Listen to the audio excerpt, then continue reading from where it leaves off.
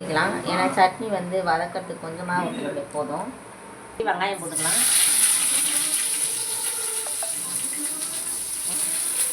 அது நல்லா வதக்கிட்டு சேர்ந்தப்புல போட்டுக்கலாம். வெங்காயம் போட்டாச்சு, தக்காளி போட்டுக்கலாம், பச்சை மிளகாவும் போட்டாச்சு. இந்த சட்னி வந்து தோசைக்கு சூப்பராக இருக்கும். நல்லா மொறு நெய் தோசை ஊற்றி அதில் இந்த சட்னி ஊற்றி சாப்பிட்டா செம்ம டேஸ்ட்டாக இருக்கும்.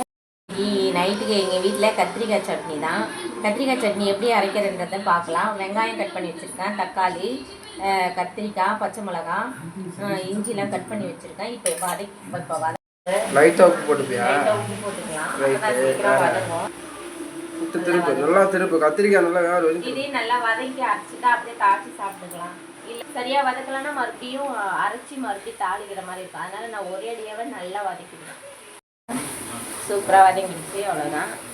இந்த தக்காளி வாசனை, வெங்காயம் பச்சை வாசனை எல்லாமே போயிட்டு வதங்கிடுச்சு பாருங்கள்.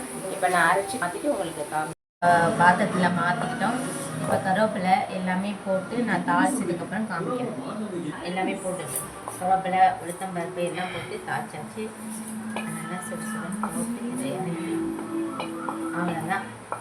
நெய் தோசை கூட சாப்பிட்டா செம்ம சூப்பராக இருக்கும். ஹை ஃப்ரெண்ட்ஸ், எங்கள் வீடியோ பிடிச்சிருந்தா லைக் பண்ணுங்கள், ஷேர் பண்ணுங்கள், கமெண்ட் பண்ணுங்கள்.